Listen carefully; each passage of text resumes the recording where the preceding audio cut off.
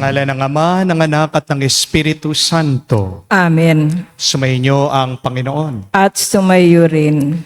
Mga kapatid, sa araw na ito ating pinagdiriwang ang kapistahan ng pagdadala kay Jesus, ang ating Panginoon sa templo.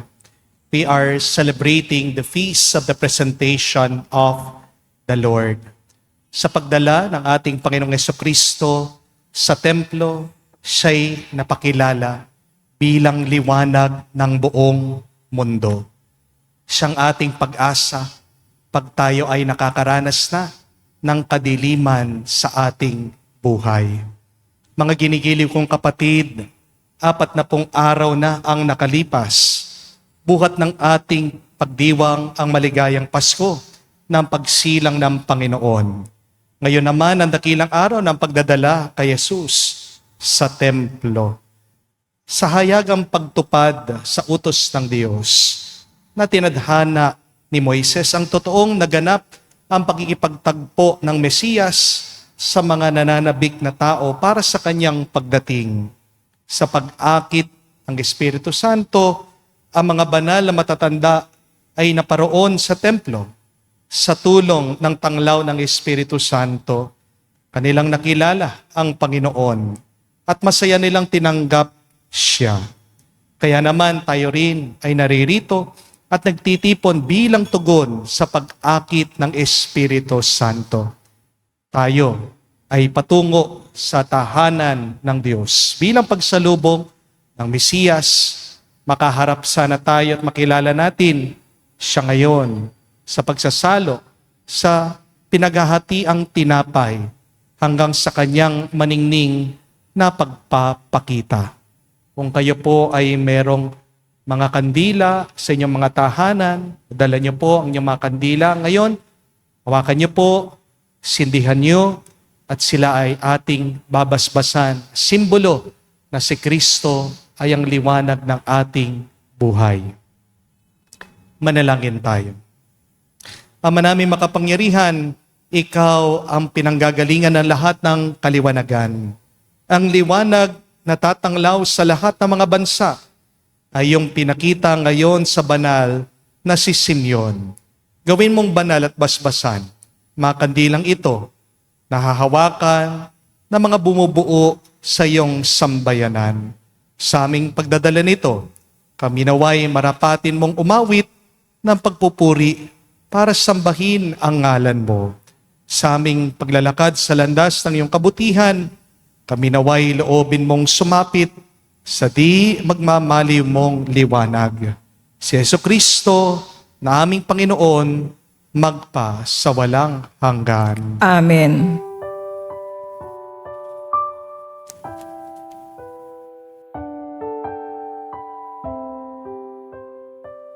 At para tayo po ay makitang karapat-dapat, makatanggap sa mga banal na misteryo, tayo po ay magpakumbaba, hilingin natin muli ang kanyang awa.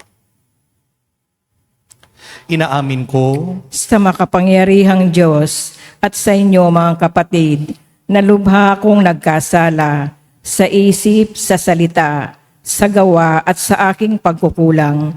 Kaya isinasamo ko sa mahal na Birheng Maria, sa lahat ng mga anghel at mga banal, at sa inyo mga kapatid, na ako'y ipanalangin sa Panginoong ating Diyos.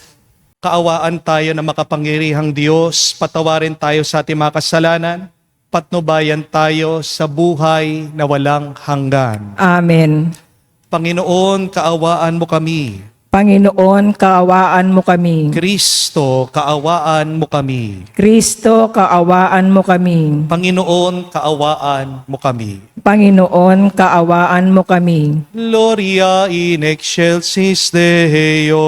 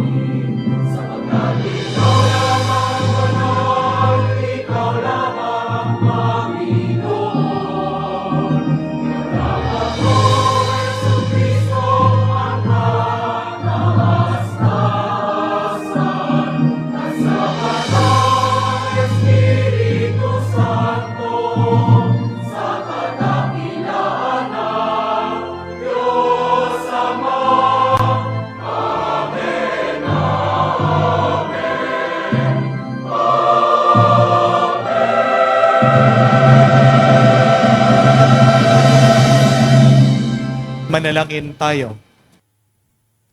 Ama namin makapangyarihan, niluluhog namin sa iyong dakilang kamahalan na katulad ng iyong anak na naging hindi naiiba sa mga tao at ngayoy dinala sa iyong banal na templo.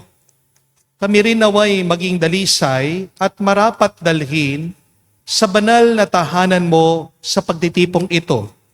Sa pamagitan ni Jesucristo kasama ng Espiritu Santo, magpa sa walang hanggan. Amen.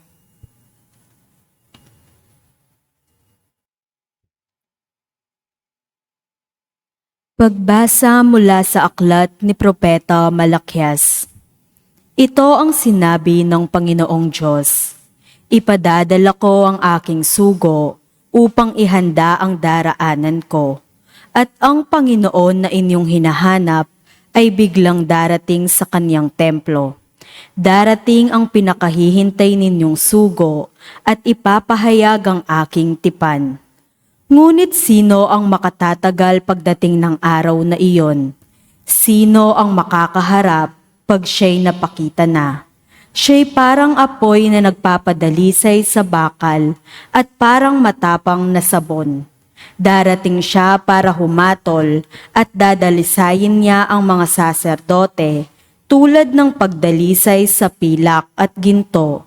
Sa gayon, magiging karapat-dapat silang maghandog sa Panginoon at ang mga handog na dadalhin ng mga taga-Huda at Jerusalem ay magiging kalugod-lugod sa Kanya tulad ng dati. Ang salita ng Diyos. Salamat sa Diyos. Diyos na makapangyarihay, dakilang hari kailanman. Diyos na makapangyarihay, dakilang hari kailanman. Ang pintuang luma ay buksan ng lubos. Ang dakilang hari ay doon papasok. Diyos na makapangyarihay, dakilang hari kailanman. Ang dakilang haring ito ay sino ba? Siya ang poon, dakilang talaga. Saan mang labanan, tagumpay ay kanya. Diyos na makapangyarihay, dakilang hari kailanman. Ang pintuang luma ay buksan ng lubos. Ang dakilang hari ay doon papasok. Diyos na makapangyarihay, dakilang hari kailanman. Ang dakilang hari sino bang talaga? Makapangyarihang Diyos at hari siya. Diyos na makapangyarihay, dakilang hari kailanman. Pagbasa mula sa sulat sa mga Hebreyo. Yamang ang mga anak na tinuturing ng Diyos ay tao. Naging tao rin si Jesus tulad nila. May laman at dugo. Ginawa niya ito upang sa pamamagitan ng kanyang kamatayan ay maigupon niya ang dyablo na siyang may kapangyarihan sa kamatayan. Sa gayon, pinalaya niya ang lahat ng naging alipin habang panahon dahil sa kanilang takot sa kamatayan. Hindi ang mga anghel ang kanyang tinutulungan, kundi ang lahi ni Abraham. Kaya't kinailangang matulad siya sa kanyang mga kapatid sa lahat ng paraan. Sa gayon, siya'y naging isang dakilang saserdote, mahabagin at tapat, naglilingkod sa Diyos at naghahandog ng hain sa ikapagpapatawad ng mga kasalanan ng tao. Sapagkat siya'y tinukso at nagbanta, kaya ngayoy matutulungan niya ang mga tinutukso. Ang salita ng Diyos. Salamat sa Diyos.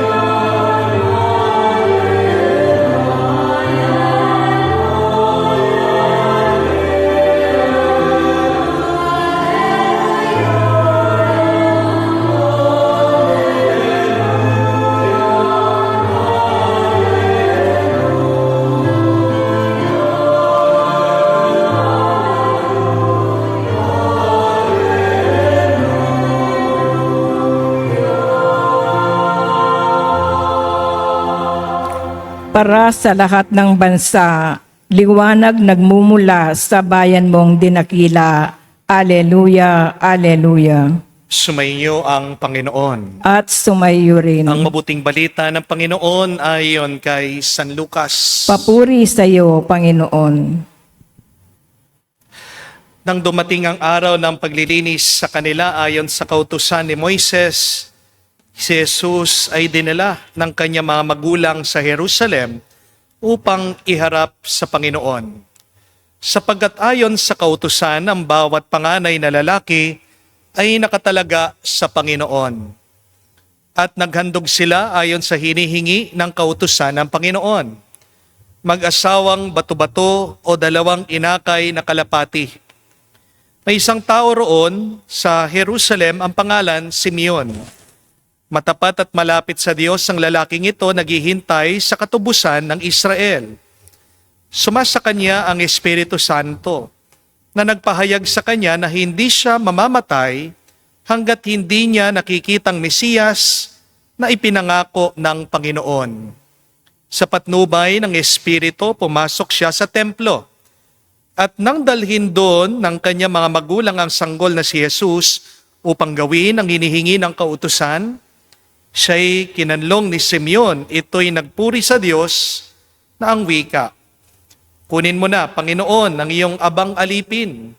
Ayon sa iyong pangako, yamang nakita na ng aking mga mata ang iyong tagapagligtas, na inihanda mo para sa lahat ng bansa. Liwanag itong tatanglaw sa mga hentil at magbibigay karangalan sa iyong bayang Israel."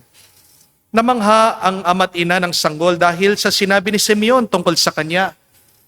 Binasbasan sila ni Simeon at sinabi kay Maria, "Tandaan mo ang batang ito, nakatalaga sa ikapapahamak o ikaliligtas ng marami sa Israel. Isang tanda mula sa Diyos, ngunit hahamakin ng marami, kaya't mahahayag ang kanilang iniisip. Dahil diyan ang puso mo't para ng tinarakan ng isang balaraw. Naroon din sa templo ang isang propetang babae na ang pangalan ay Ana, anak ni Phanuel, na mula sa lipi ni Aser. Siya'y napakatanda na.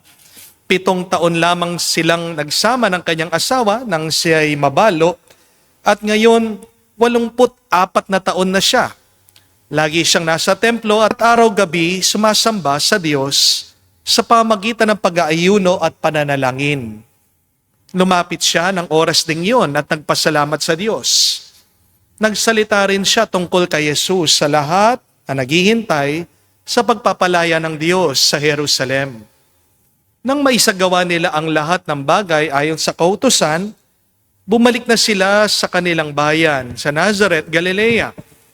Ang batay lumaking malakas, marunong at kalugod-lugod sa paningin ng Diyos. Mga kapatid, ang mabuting balita ng ating Panginoon. Pinupuri ka namin, Panginoong Heso Kristo. Magandang araw po muli sa inyong lahat. Halimbawa po, nahulog yung isang lighter sa tubig. Ang tanong, gagana pa po kaya yung lighter na yon? Kapag sinindihan mo yung lighter na nabasa, may lalabas pa kayang apoy? Meron o wala? Wala na po. Di po ba? Pero ibig ba sabihin, wala nang kwenta yung nabasang lighter? Hindi po. Di po ba? Ang tanong, paano mo ulit masisindihan o magagamit yung nabasang lighter? Ano ang gagawin natin para magkaroon muli ng silbi yung nabasang lighter? Para siya ay makapagpalabas muli ng apoy, ng liwanag. Simple lang po. Kumuha ka ng maayos na lighter o posporo, sindihan mo yon at itapat mo habang sinisindihan mo yung nabasang lighter. Di po ba? Ano po ang mangyayari? Yung apoy nung nakasinding lighter o ng posporo, maipapasa mo doon sa nabasa. Amen? Yung apoy na meron, bubuhayin yung wala. Pakaisipin niyo po yan, mga kapatid. Dahil yan ang dahilan kung bakit kailangan natin ang liwanag ng Diyos sa ating buhay. Amen? May liwanag na binibigay ang Diyos sa bawat isa sa atin. May kaluluwa ka na nagpapagalaw sa iyong katawan. Amen? Pinapalakas ka ng apoy ng iyong pananampalataya. At pinasisigla ka din ng iyong pag-asa sa Diyos. Pero maging totoo din po tayo. Minsan, nababasa ang ating liwanag. Nababasa, nahihipan, pinapatay ang ating liwanag ng mga iba't ibang lungkot natin, ng kasalanan, ng sakit, ng pagod, ng kabiguan. At kapag nabasa ang ilaw ng ating puso, minsan kahit na anong gawin mo, parang madilim pa rin. Di po ba? Umiinom ka naman ng gamot, pero hindi ka lumalakas. Gusto mong magbago, pero bumabalik ka pa rin dun sa dati mong gawi. Gumagala ka, naglilibang ka, nakikipagkwentuhan ka sa iba, pero wala ka pa ring nararamdaman na tuwa o saya. Ang tanong, bakit? Kasi meron tayong mga problema na hindi mo kayang bigyan ng liwanag sa sarili mong lakas.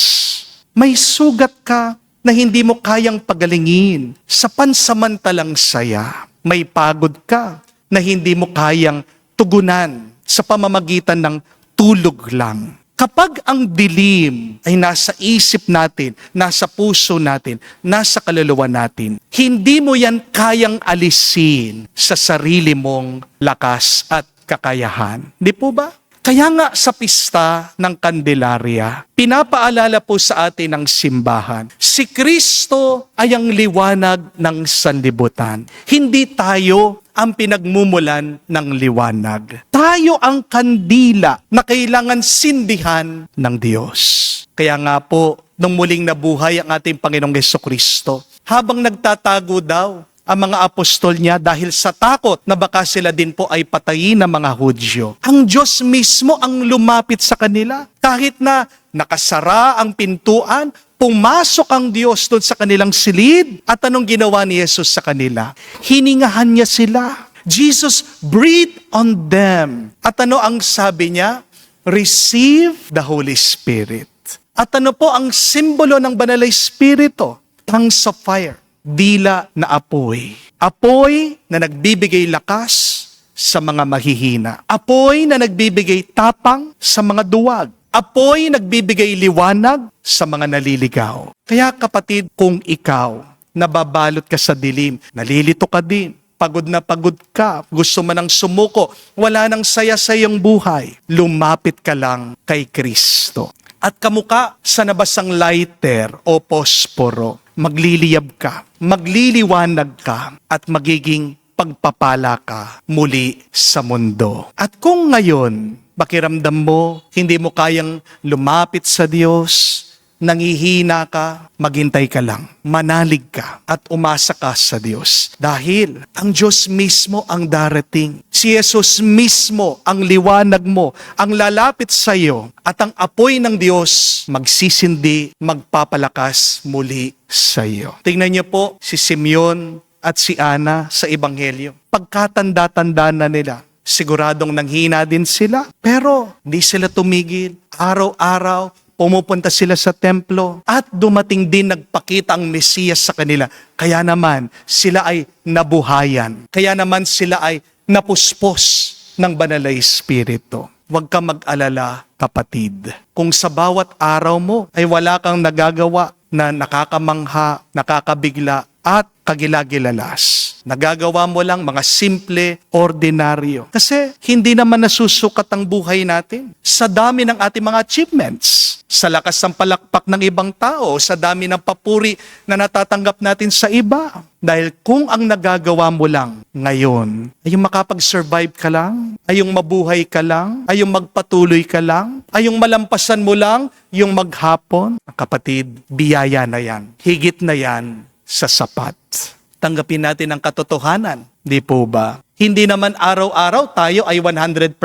Hindi naman araw-araw nabibigay natin yung the best natin. Minsan talaga merong mga araw na wala kang gana. Minsan talaga malungkot ka, wala ka saya. Minsan talaga meron mga araw na hinang-hina ka. Sayid na sayid ka. Marami din po sa atin, burnout, pagod, at minsan nagsasawa na rin sa ating buhay. Pero kapatid, hindi yan kasalanan. Ito ay pagiging tao lamang. Amen? Pero pakinggan niyo po ito. Kung magpapatuloy ka sa gitna ng iyong lungkot, kung babangon ka kahit na mabigat ang iyong loob, at kung hindi ka susuko sa kabila ng iyong mga pagsubok, isang biyaya pa rin yan. Kung akala mo wala ka ng liwanag, meron pa rin. Kahit nakatiting lang, umuundap-undap, hindi mo lang nakikita kasi nababalot ka sa problema. Okay lang naman po ang mapagod. Okay lang naman po ang malito. Okay lang naman ang maubos paminsan-minsan. Pero huwag mong isasara ang iyong puso sa Diyos. Dahil maaari kang mapagod ngayon, pero hindi mapapagod ang Diyos. Amen? Maaaring manghina ang iyong apoy, pero ang apoy niya mananatiling magpapalakas sa iyong pag-asa. It's okay to get tired. It's okay to get confused. It's okay to be burned out. But never ever keep Jesus out from your life. Because only Jesus can ignite the fire in your heart. Meron pong isang kwento tungkol po sa isang magulang. Galit na sa loob po ng hospital dahil 2 oras na po late yung doktor na gagawa po sa operasyon ng kanyang anak. Nag-aagaw buhay po kasi yung anak nitong magulang. Nang po dumating ang doktor, sumabog po sa galit. Ito pong tatay, sumisigaw, nagrereklamo, kung ano-ano pong napakapangit, napakasama, sinabi doon sa doktor. Pero yung doktor, tahimik lamang po. Wala po siyang sagot. Wala po siyang depensa. Diretso po siya doon sa operating room. Lumipas po ng 2 oras, lumabas din po ang doktor. At isa lang po ang kanyang sinabi. Successful ang operation. Ligtas po yung bata. Naluha po yung magulang. Niyakap po yung doktor. Nagpapasalamat, humihingi po siya ng tawad doon sa mga nasabi niya, doon sa naging asal niya sa doktor. Humingi rin po ng paumanhin ng doktor at sinabi po niya ang totoong dahilan bakit po siya na late. Galing po pala siya sa libing ng mismong anak niya. Isipin niyo po yan mga kapatid. Durog ang puso ng doktor. May sarili po siyang sugat. May sarili siyang dilim na pinagdadaanan. Pero kahit na meron siyang malungkot na karanasan, pinili pa rin niya na tuparin ang kanyang tungkulin. Bakit? Dahil para sa kanya, yung talino, yung lakas, yung kakayahan, yung talento, pinagkatiwala ng Diyos sa kanya. Hindi lang para sa kanyang sarili, kundi para makapagligtas, para makapaglingkod sa iba. Hindi po ba isang mabuting balita ito, mga kapatid? Sa mundo natin, maraming mga taong malungkot, burnout, pagod na pagod, may sariling krus, may sariling dilim na dinadala sa kanilang buhay. Maaaring meron din po kayo mga nararanasan, mga kakilala, napakabwisit nila, bugnot, magagalitin, hindi marunong mag-smile, mga KJ, abusado. Pero sa kabila na mga taong may masasamang ugali, meron pa rin po mga tao pinipili nilang magmahal. Meron pa rin po mga tao pinipili nilang maglingkod. Meron pa rin po mga tao pinipili nilang magbigay. Meron pong mga sales lady na masipag tumutulong sa mga customer nila kahit na hindi nyo po alam, masakit na ang paa nila maghapon, nakatayo sila. Meron din po mga pulis, mga gwardya, na kahit na gutom po sila, kumakalam ang kanilang sikmura, tumutulong pa rin po sila sa traffic kahit na maliit ang kanilang sweldo. Meron din po mga waiter na kahit na pagod na rin po sa pagsaserve, nakangiti pa rin. Meron din po mga teacher, kahit na nangungonsumisyon, nagagalit na, nagsasawa na sila sa kakulitan ng kanilang mga estudyante, patuloy pa rin po sa pagtuturo sa kanila. Meron din po mga magulang na kahit na stress sa trabaho, kapag umuwi, handang makipaglaro, makipagkwentuhan sa kanilang mga anak. Mga kapatid, may mga tao na para mga kandilang basang-basa na halos hindi mo na masindihan, pero pilit pa rin nilang nagbibigay ng ilaw, ng liwanag para sa iba. Hindi lahat ng bayani ay masaya. Hindi lahat ng mga tumutulong buo. At hindi lahat na nagbibigay ng liwanag ay walang pinagdadaanang mabigat. Minsan, ang pinakamatingkad na ilaw ay nanggagaling sa pusong sugatan pero patuloy pa rin nagtitiwala sa Diyos. Kaya kung ikaw ay pagod, kung ikaw ay nasasaktan, kung pakiramdam mo wala ka na maibigay, okay lang yan, ayos lang yan. Pero alalahanin mo ito kapatid, hindi dahil ganyan ang iyong nararamdaman, wala ka ng silbi. Hindi dahil ikaw ay sugatan na wala ka ng halaga sa Diyos. Minsan ginagamit ng Diyos ang sugat mo para maging liwanag din ng mundo, para maging pagpapala ka sa buhay ng ibang tao. Mga kapatid, maraming tao mukhang malakas, pero pagod na pagod din sila. Maraming mga tao tahimik, pero meron silang mabigat na pinagdadaanan. Sa kapistahan po ng Candelaria, tandaan po natin ito, hindi lang tayo tinatawag na sindihan tayo ni Kristo. Tinatawag din tayo na maging liwanag sa buhay ng iba. Kaya kung may apoy ka pa, ipasa mo naman. Kung may liwanag ka pa, huwag mong itago, ibahagi mo sa iba. Dahil minsan, ikaw ang kandilang nakasindi na hinihintay ng ibang tao sa dilim. Kaya sa banal na misang pong ito, tayo magdasal. Una, purihin natin, pasalamatan ng Diyos. Dahil sa kanyang liwanag, maaasahan natin na tayo ay bibigyan niya muli ng panibagong lakas at pag-asa. At hilingin natin sa Diyos, palablabin ang ating mga puso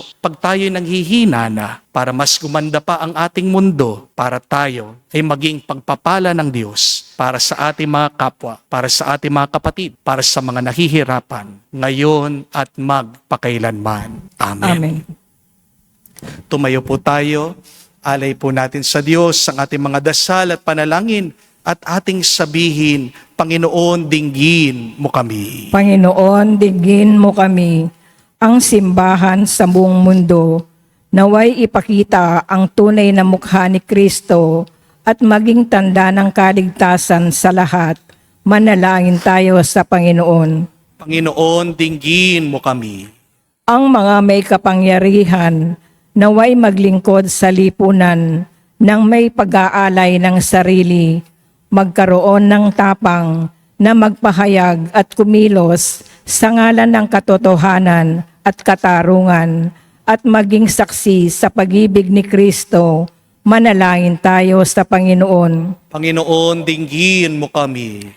Tayo naway mabigyan ng sigla ng pagiging masunurin ng Birhen Maria at ni San Jose sa laging pagtupad sa mga kautusan ng simbahan.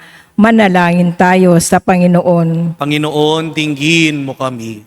Sa katahimikan po ng ating puso, sabihin natin sa Diyos ang ating mga personal na pangangailangan.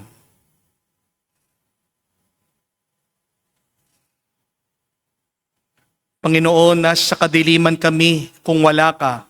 Magningning nawa sa amin ang iyong liwanag upang sa aming sariling paraan kami maging salamin ng iyong liwanag. Hinihiling namin ito sa pamagitan ni Kristo, aming Panginoon. Amen.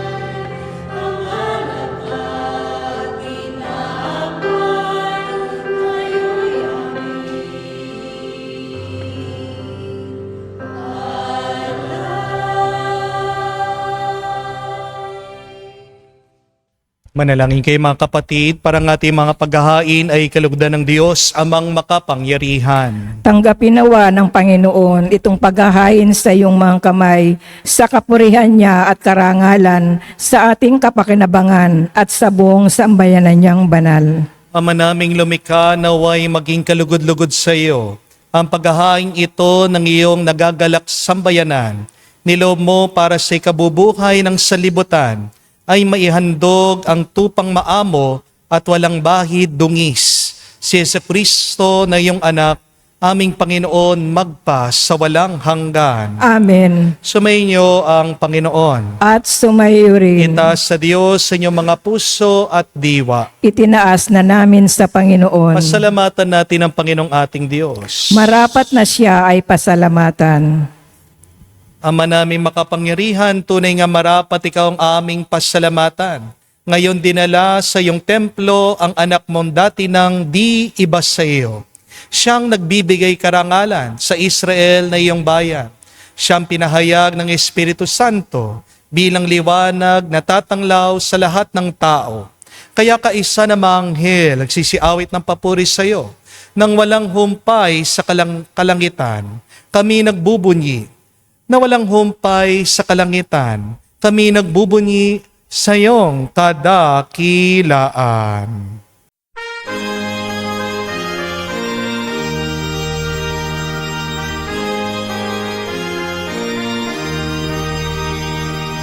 Santo, Santo, Santo, Panginoong Diyos ng mga hukbo.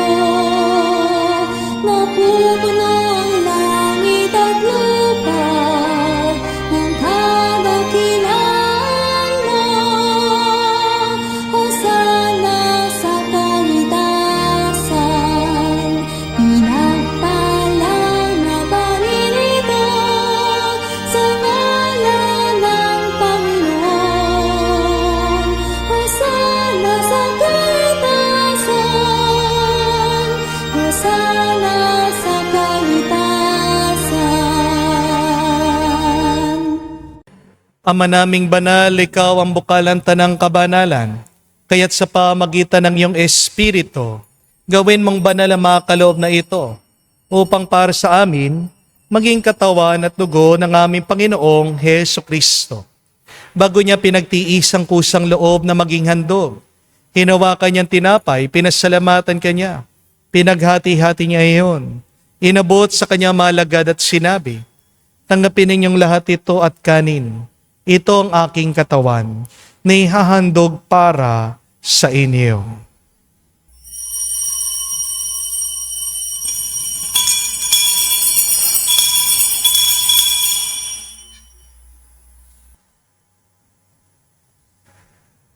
Gayon din naman na matapos ang hapunan, hinawakan niyang kalis. Muli kanyang pinasalamatan.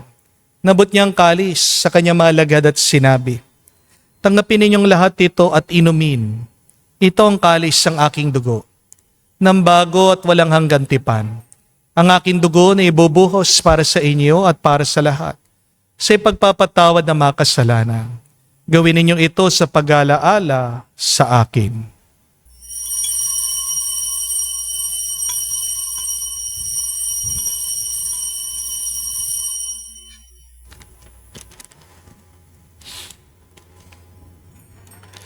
Ang misteryo ng pananampalataya.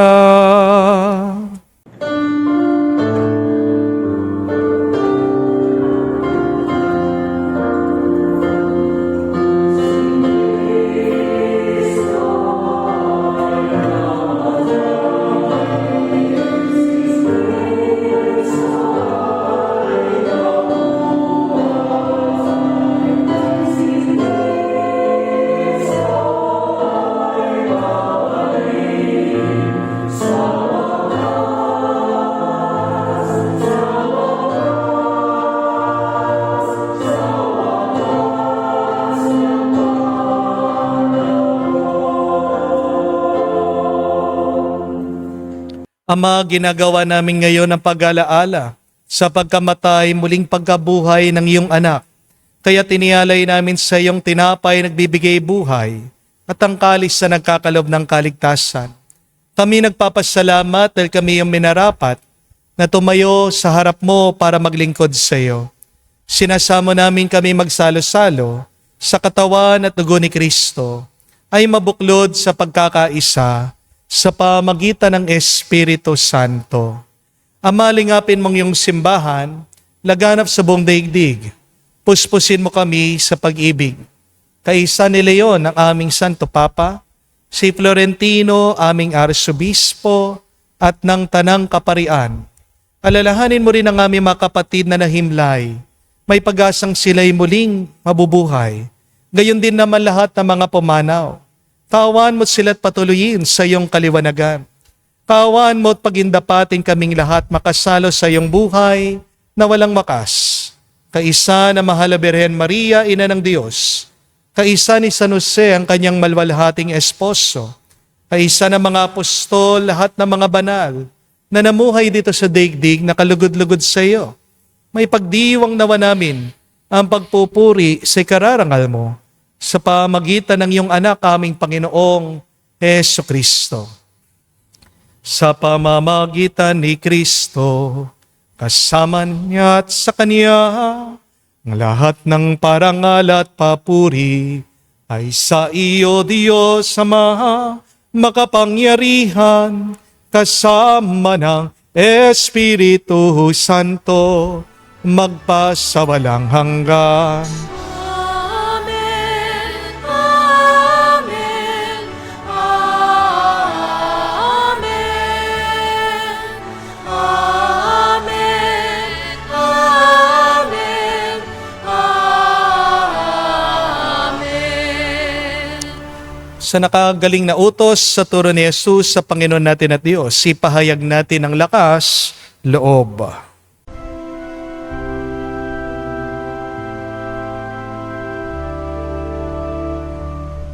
Ama namin, sumasalangit ka, sambahin ang ngalan mo, mapasa amin ang kaharian mo, sundin ang loob mo dito sa lupa para nang sa langit. Bigyan mo kami ngayon ng aming kakanin sa araw-araw.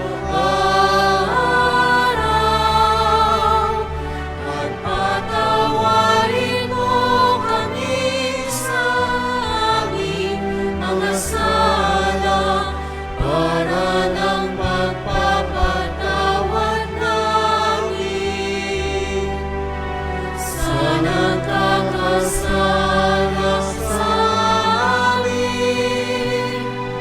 At huwag mo kami ipahintulot sa tukso, at iadya mo kami sa lahat ng masama. Hiniling namin kami, Adya, sa lahat ng masama, pagkalooban ng kapayapaan na araw-araw. Ligtas sa kasalanan, ilayo sa lahat ng kapamakan. Samantalang aming pinamanabikan ang dakilang araw ng pagpapahayag ng tagapagligtas naming si Heso Kristo. Sapagkat iyo ang kaharian at ang kapangyarihan at ang kapurihan magpakailanman. Amen. Panginoong Heso Kristo, sinabi mo sa mga apostol, kapayapaan ang iniwan ko sa inyo, ang aking kapayapaan binibigay ko sa inyo. Tungayan mo ang aming pananampalataya, wag ang aming pagkakasala.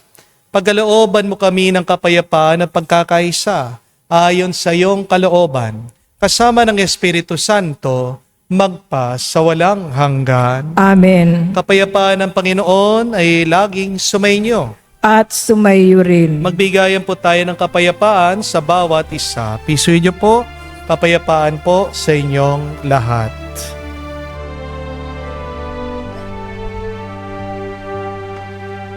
Cordero ng Diyos na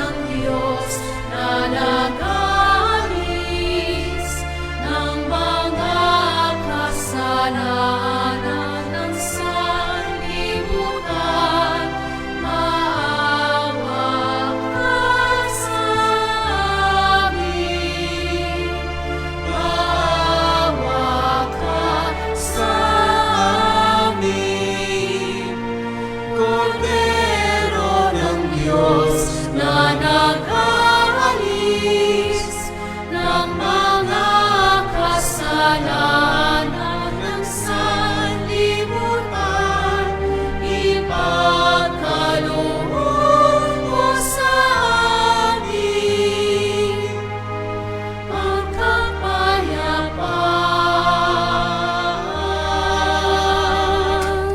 Mga kapatid, naririto ang ating Panginoong Jesucristo, ang Kordero ng Diyos. Siya nag-aalis sa mga kasalanan ng sanlibutan. Mapalad tayong lumalapit sa piging ng Kordero. Panginoon, hindi ako karapat-dapat na magpatuloy sa iyo, ngunit sa isang salita mo lamang ay gagaling na ako.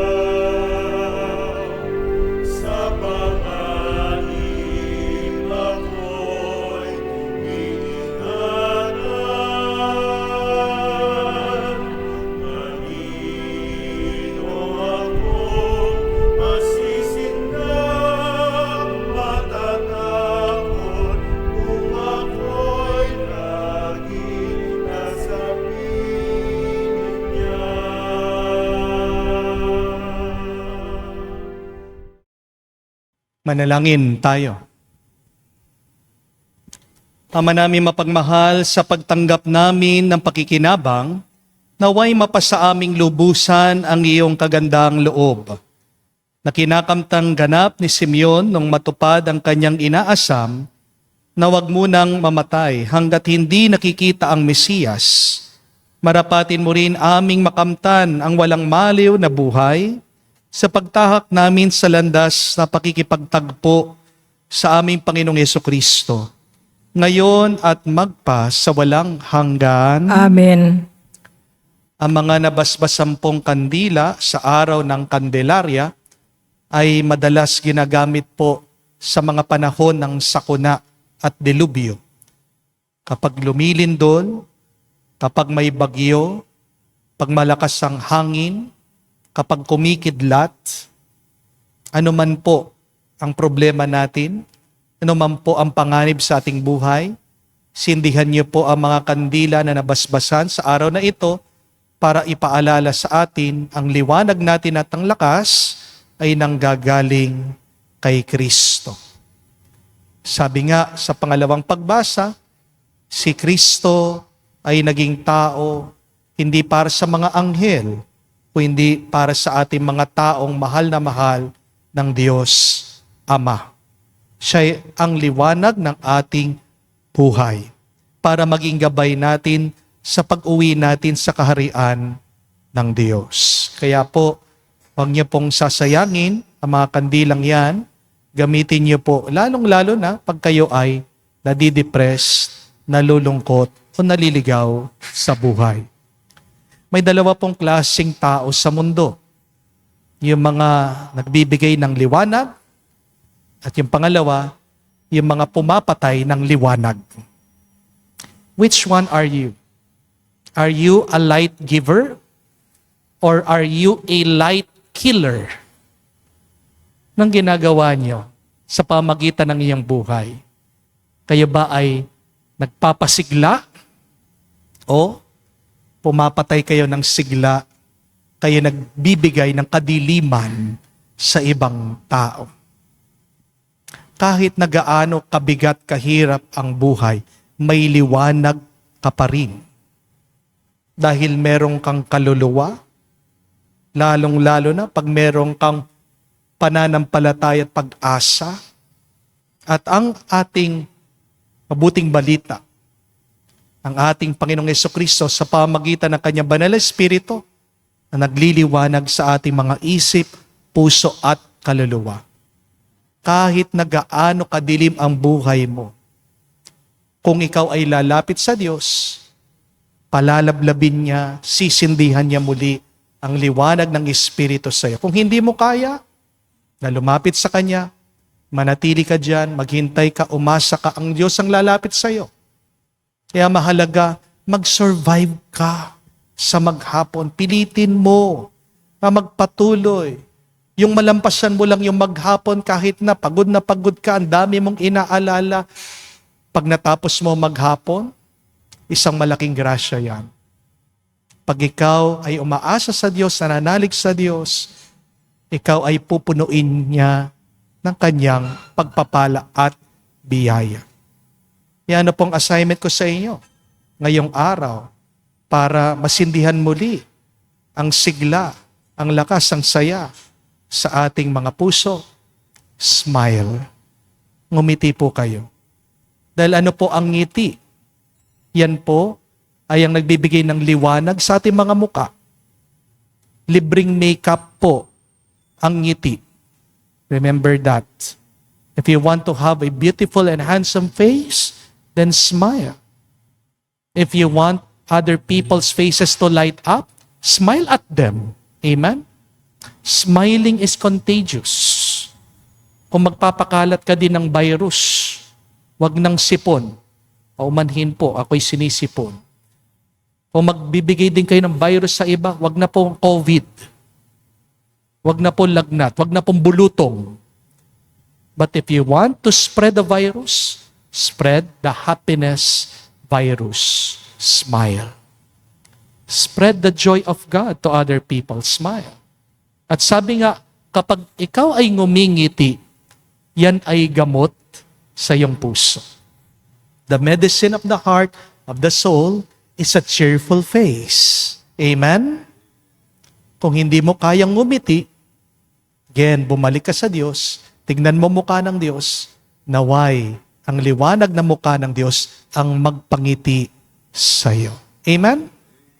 Sumayin niyo ang Panginoon. At sumayo rin. At kayo basbasan ng Diyos makapangyarihan sa lahat sa ngalan ng Ama, ng Anak, ng Espiritu Santo. Amen. Ang ating misa ay natapos na. Humayo kayo sa kapayapaan ni Kristo. Salamat sa Diyos.